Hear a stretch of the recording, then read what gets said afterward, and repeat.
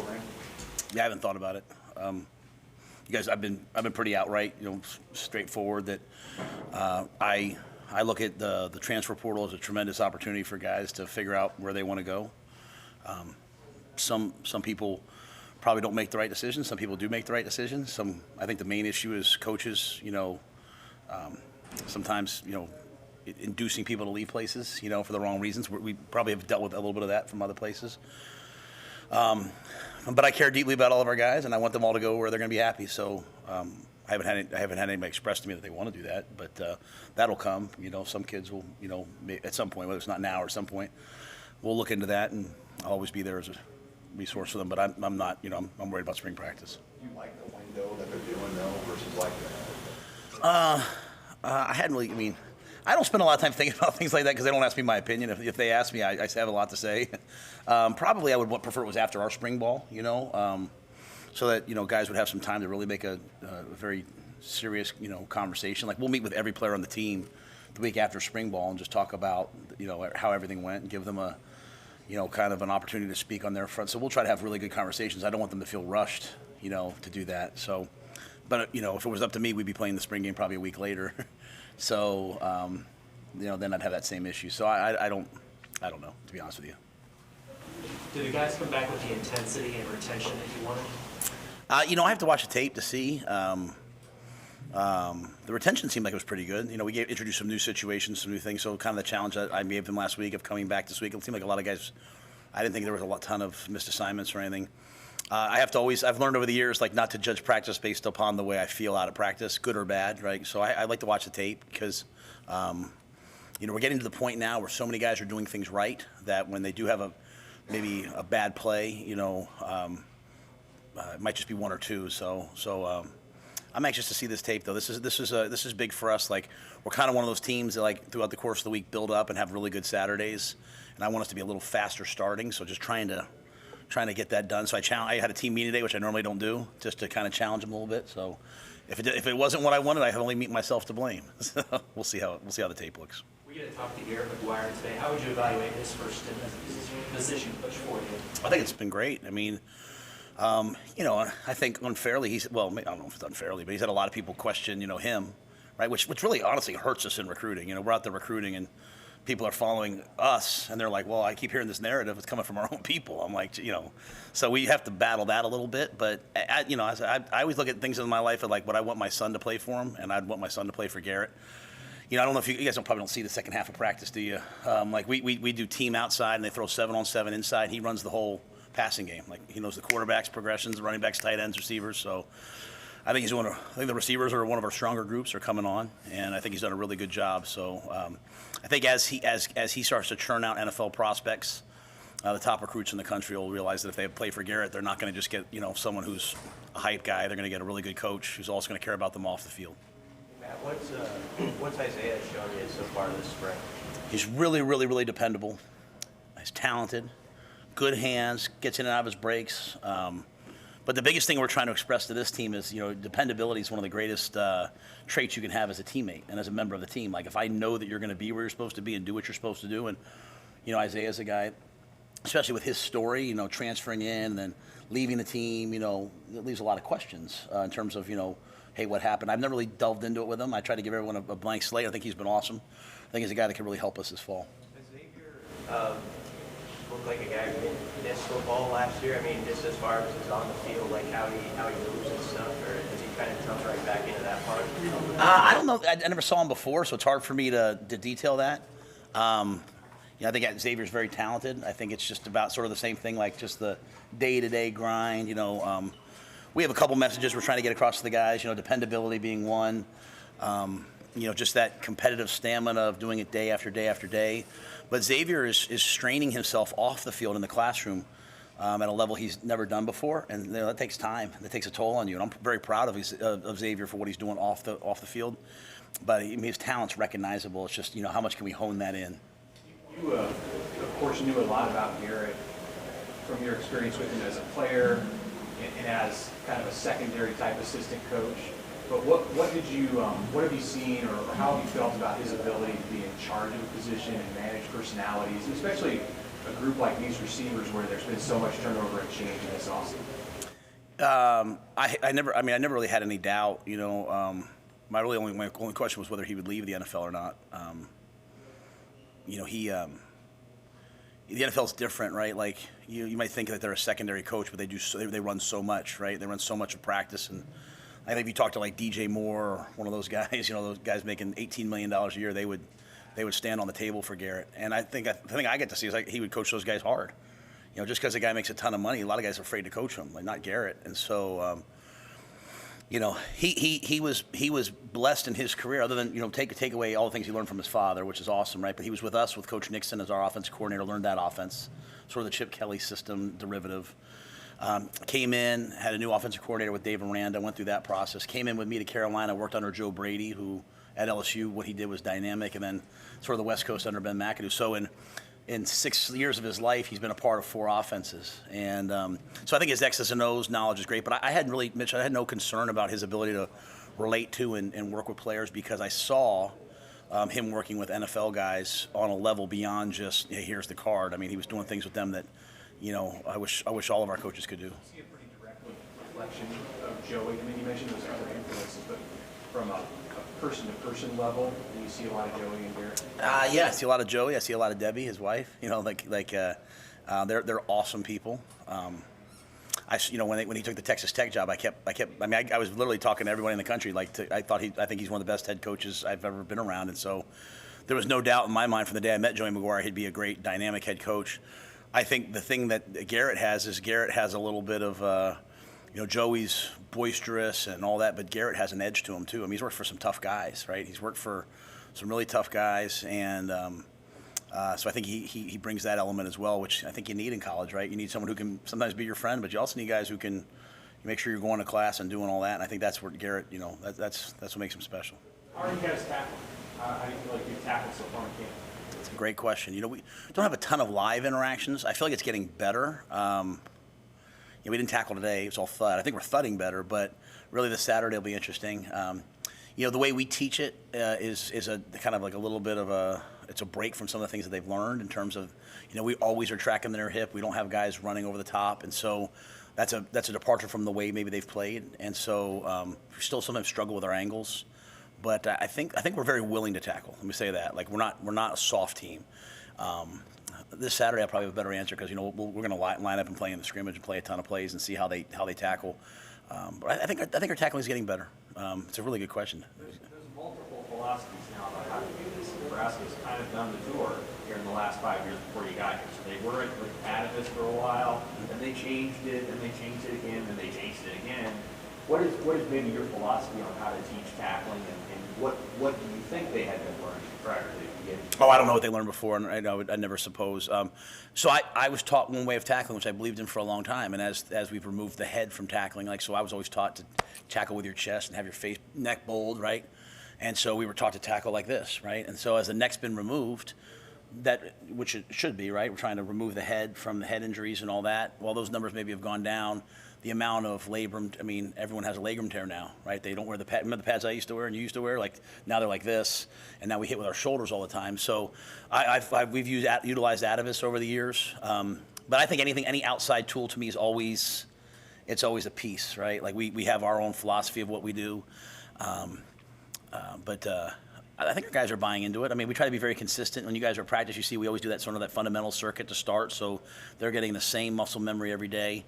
But we are not like a hawk tackle low team. We're going to strike and tackle people high and try to knock people back. And there'll be times where we'll hit low if we have to, but we're not looking for that.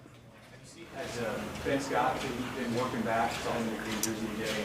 Just doing drills. Yeah, he just has kind of a repetitive MCL. Had it but once before, had it now. So I'm not in a rush to force him out there, and we're getting really good work.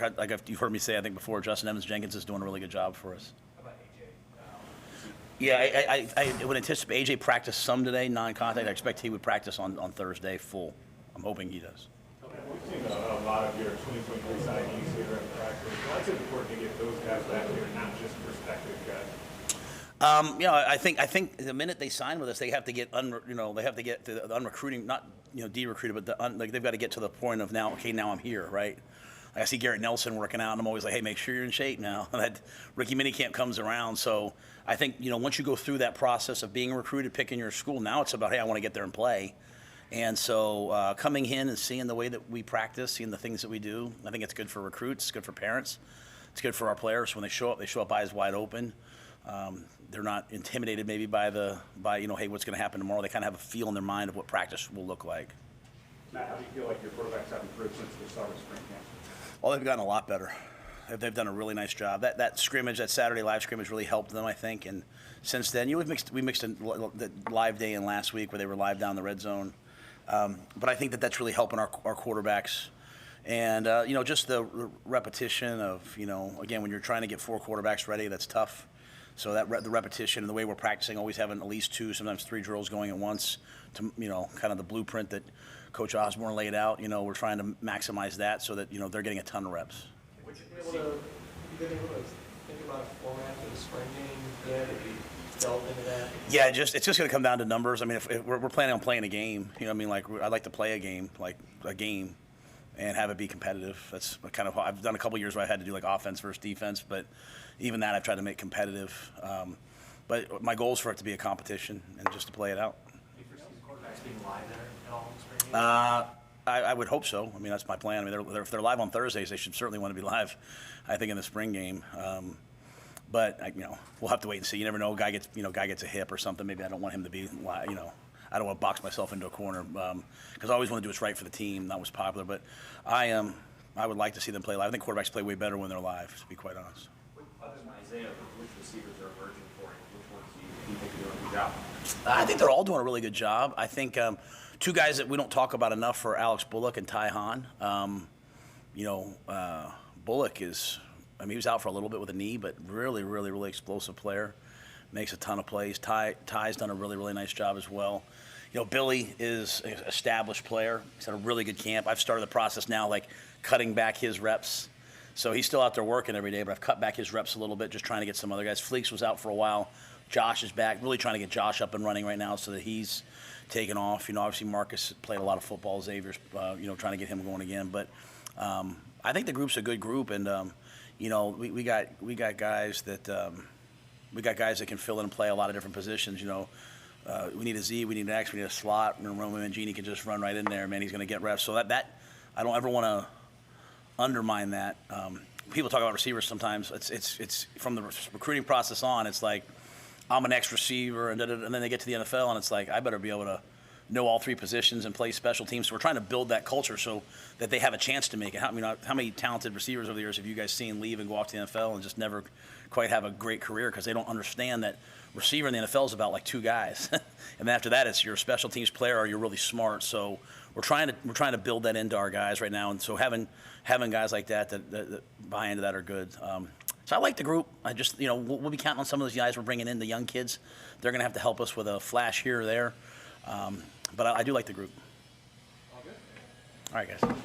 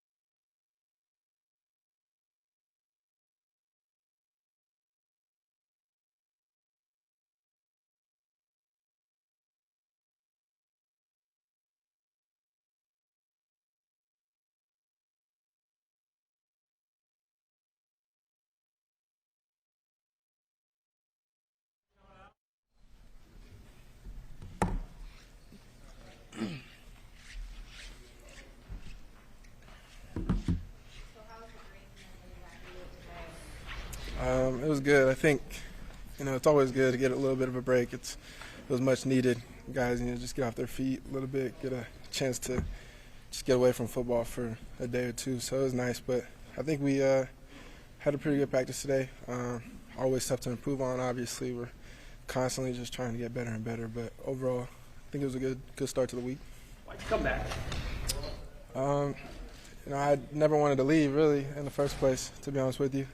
Didn't expect last year to go the way it did necessarily. So I just felt like, it's almost like a fresh start, for me, for everybody on the team, coaches, players. So, I was fortunate enough to be able to, be given the opportunity again and just come and show what I can do with the new staff and everything. So. Did you feel like you had no choice to leave last year? I wouldn't say that. I mean, I think last year was I don't really like to talk about it too much. I think last year was last year. A lot of things were kind of all over the place in every aspect of the team. So I just think it was at the time in my best interest. I'm not mad at myself for deciding to enter the portal when I did, because I felt at that time it was the best thing for me. But looking at things now, I think I'm very thankful to be here again, and I think everything kind of happened for a reason, and now it's things are supposed to be how they're supposed to be. So. What did you do during that time, after you entered the portal? I was still here because I had to finish school and still be taking my classes and stuff for the rest of the semester. So, I was here.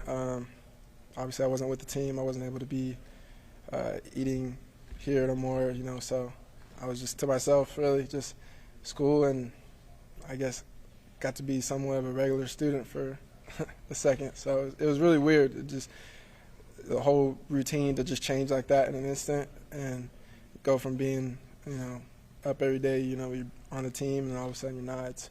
It was a little bit weird to get adjusted to, but I had to, just keep my head down, keep hoping for the best and praying for the best. The process of you coming back, Brad, did they reach out to you? Did you reach out to them? Kind of how that worked? I actually reached out to them. I was able to talk to Coach Satterfield and Coach McGuire as well, and he let me just say what I had to say and explain my situation from my perspective of things, and he watched my film, and they contacted me a little bit later and allowed me to come back on the team. So I was really fortunate enough to be back where I am now, and I thank Coach Rhule and Coach Sat and everybody on the staff for giving me another opportunity and just allowing me to come in with a fresh start. How nerve-wracking was that, waiting? You obviously wanted to be here. Yeah, it was definitely tough. I think it was probably one of the hardest things I had to go through, honestly. I had a lot of talks with my family and stuff like that, and it was rough, kind of just seeing what was going to happen. But I just had to, at the end of the day, stay prayed up and just control what I could control in the situation, and things I think ended up working out for the best. Did the spring felt different for you after having that time away from the game? Not really. I think football is football at the end of the day. Not much changes in that aspect of being on the field. I think once you're out there playing, you feel like yourself again and stuff like that. But I think it's been pretty easy to get adjusted again, and it just feels good overall to be back out there just playing. How long did you wait between when you reached out to the staff and when they let you know that they wanted? I want to say it was probably three weeks or so. I think 2 to 3 weeks when I heard back again. One of the more experienced guys in the room.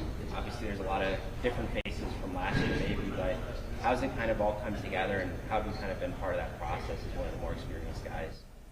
I think it's been really good having that experience. I'm not really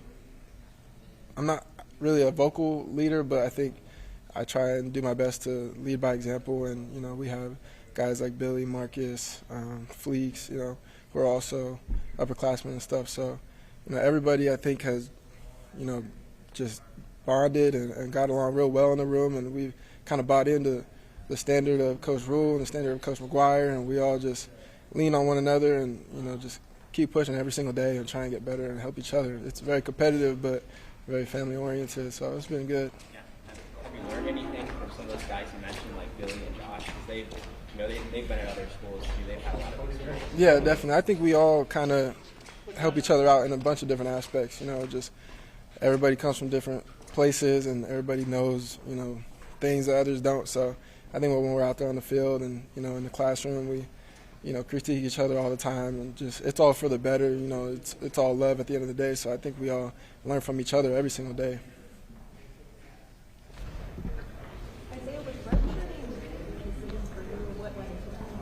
Yeah, that was my decision. I had obviously 2 years left, so you know, at the time, like I said, it felt like it was the best thing for me. My ultimate goal was to try and get to the next level, so I just at that time felt, you know, with the way the season was going, I think it was going to be in my best interest to try and basically save the year of eligibility. That way I could come back this year and still have 2 years fresh to go. What's kind of the overall feeling this spring? Like, good to be back, you know, motivated to keep working? You know, what's kind of going through your mind this spring? I think you're exactly right. Super motivated, super happy to be back. You know, football this semester has been really fun. You know, being in the classroom, on the field, the weight room, whatever it is. I love this staff. I love the team. You know, the culture I think is a complete 180 shift. So I think everybody is real bought into what Coach Rhule is, you know, setting for us, a standard and stuff like that. So everything's been really fun. I've been enjoying it, and you know, just going out every day, waking up every day, and coming to work with your brothers. It's been really fun and enjoyable. Did it take a bit to, like, you know, get the rust off since you hadn't been doing football stuff for a little while? A little bit, yeah. Probably, you know, the first week getting back into it always a little bit tough. You know, you're sore and whatnot, and getting back into the movement, football movements and stuff like that. But it didn't. After that, it was fine. It kind of, a lot of it is muscle memory. You know, you've been doing it for so long. Once you get back into it, you feel good again, feel normal again. How about Coach McGuire? I know he does a lot of like film study in his office. What have you kind of maybe learned from the way that he coaches you or the way that he breaks down stuff? Coach McGuire is super smart, super intelligent. One of the smartest coaches I've ever been around. You know, and everybody always talks about him being young, how that was going to be a thing, but I like it a lot because when he's coaching us, he not only is relatable to us and stuff, but he wants us to be active in our meetings. So he's constantly keeping us on our toes, asking us questions, and if you're not in there taking notes, like, you're wrong. So you have to be locked in, but you know, it's enjoyable. You want to do it as a player in there. Like, it's very fun being coached by him and high energy all the time. So, you know, it's definitely tough at times, like anything is, but it's fun. It's something I love. When you went into the portal, I'm curious, how much attention did you receive just with some of the early games you had at Nebraska? I had some interest from other schools, but there was some issues with, you know, some new transfer rules and stuff that, hit in December that kind of made little things go a little slow, but I had some interest from a few other schools, yeah. That time frame, how stressful was it, just the unknowns of, you know, coach got fired and didn't really know kind of what was going to be going on? Yeah, it was a little rough for sure, but you know, I just had to just pray. Like I said, it goes back to just I was always being you know, comforted by my family, and you know, we had a lot of talks all the time, and you know, just had to control what I could control. So every day I just try to not stress too much about it. You know, I let things kind of unfold how they're supposed to unfold, and you know, luckily everything I think is back to how it's supposed to be. I think everything happens for a reason. So it was rough, but you know, it's something that I got through, and you know, I think it all worked out for the best. Just to clarify, so how much time was there between when you entered the portal and when you officially back with the team? I believe I entered the portal in October, I want to say, like early to mid-October, I believe. And then I was back on the team beginning of January. So. Vice President? Yes, thank you. Thank you. Thank you.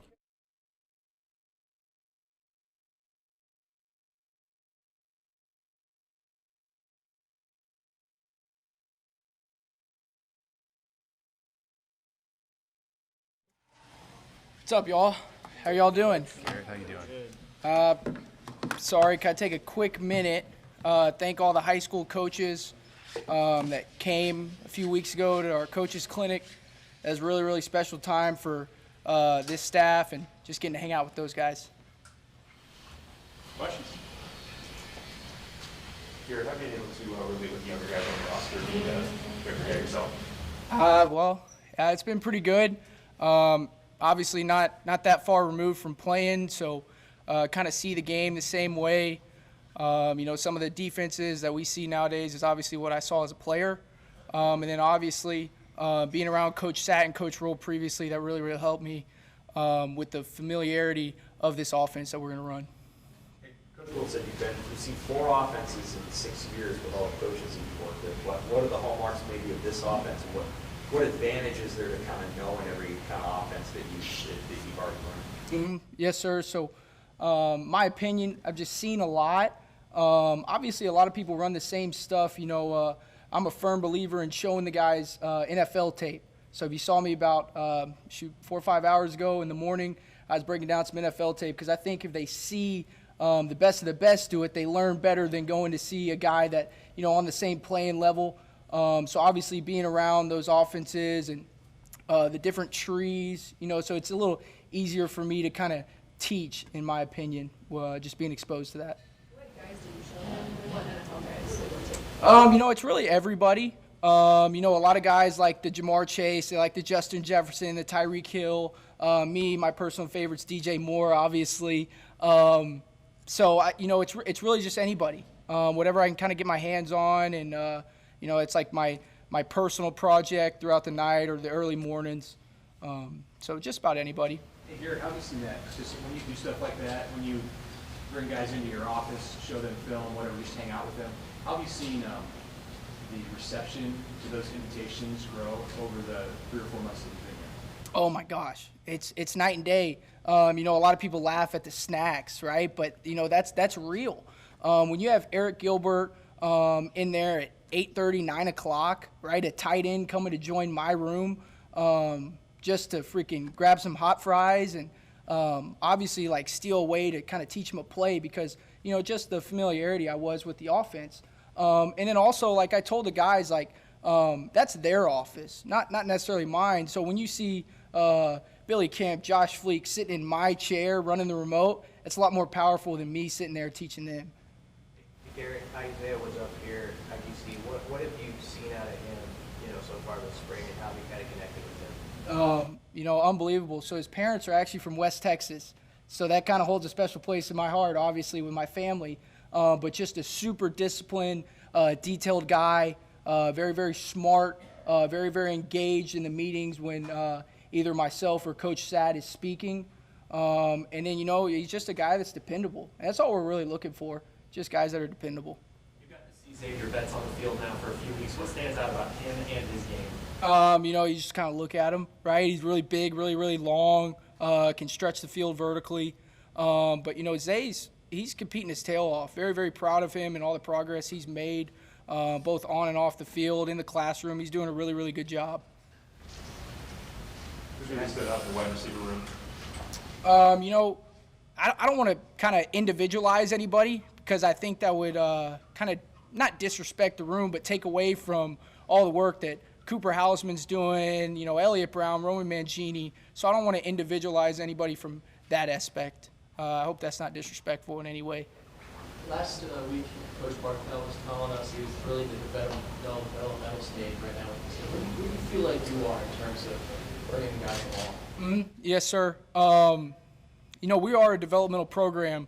So as you see, like we are getting a lot of reps. We got just in my room alone, we got 180 reps last Thursday. So that's as good as teaching as you can get once you're on the grass and actually doing it. So just to see like young guys like Sean Hardy, Victor Jones, Alex Bullock go out there and get 30, 40 reps a day, right? That's developmental. So I think we're all in different stages in that room, obviously with guys that are in their 6th year and then guys that are in year 2 or 3. How big of a part of your job is that, to develop young guys and turn them into players who can grow in your program over 3 or 4 years versus what you're doing with Billy or with Josh? You bring guys in toward the end of their careers. Where do you place the importance of taking a freshman, like Malachi's out there following you around today and working with him over the next 3 years? Right. Yes, sir. So if you see the trend in recruiting, we're always going to recruit on height, weight, speed, right? The tape is kind of the advantage, right? But we want to get guys that are tall, long, and fast. So that's why it's so important to develop, and that's why we're here, is to develop guys both on and off the field.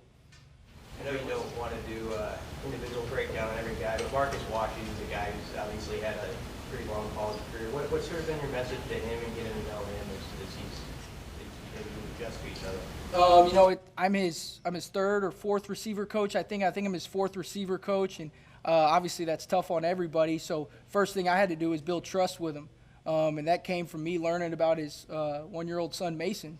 So obviously he's got stuff that off the field that he's working for, which everything. When it comes to like being a player, if there's a why behind it, you're going to work harder, right? So, and then obviously when it comes to on the field, man, he's a competitive sucker, which, anytime you can bring that to the receiver room, we want it. Garrett, how about Josh Fleets? What's that transition been like, kind of going from peers to the coach-player relationship? It's been awesome. One, because, I was asked earlier, I got to be in 4 offenses in 6 years. He's been around those. He's been around 2 of them. So sometimes, a lot of the times when I speak, I can kind of speak his language. And then also there's 2 or 3 times where I'm showing a clip and he's on the clip, right? And then obviously, we're installing the brand. We're installing Husker speed, and he knows that. So anytime he's on the field and can kind of show what Husker speed really looks like, that speaks volumes to the room. What's Husker speed? Playing with overwhelming effort, play after play. Young guy on staff, you have all this energy. How much fun are you having being here and coaching these guys? Yes, sir. I'm having the time of my life. Not only because of the room, right? Everyone asks what I love about Lincoln. The first thing I say is my players. But then, too, I get to be around Coach Sat and Coach Rhule every day who, you just look at, we are identical. All 3 of us are coaches' kids, right? We care a lot about football and we care a lot about kids. So me getting to wake up every day and go see those 2 guys is a dream come true for me. You worked with some pretty tough coaches, and Coach Rhule's been known for coaching his coaches up. How much do you welcome the constructive criticism from Coach Rhule and Coach Satterfield, knowing this is your first stint as a position coach? Yes, sir. So what's awesome is both of those guys have coached every single position on offense. I think Coach Rhule maybe didn't coach running backs, but Coach Sat, he's coached every position. So when they talk, it's not like you're just listening to a guy that's always coached quarterbacks his whole career. No, this is a guy that Coach Sat played receiver, coached receiver. So when he speaks, you got to perk your ears up and listen. And then that's how you grow as a coach, as a person, is just taking that criticism and getting better from it. Is there a different vibe, a different feeling from the NFL compared to college football? Does this feel a little different right now than maybe a year ago? Actually, I don't think so. So I got to text a few guys yesterday because, OTA started for a couple teams and was just wishing them good luck. And, OTA is a little bit different than this. I think they can only lift and meet. But those guys were jacked up to get back in the building. They go – a lot of them go 3 months from the end of the season to now of not being in that building. So they got some juice going back. And then these guys, right, they're some of them 19, 20 years old. They naturally wake up and have a little bit of juice to them. Is there a difference in working with guys in the NFL versus now working with college football players? No, I don't think so. Obviously time constraints. That's probably the biggest deal in my opinion. But I always go back to the Nick Saban quote. They don't care about how much you know until they know how much you care, and that's every level, right? Anything else for Garrett? All right, thanks. All righty. Thank y'all. Y'all have a good day.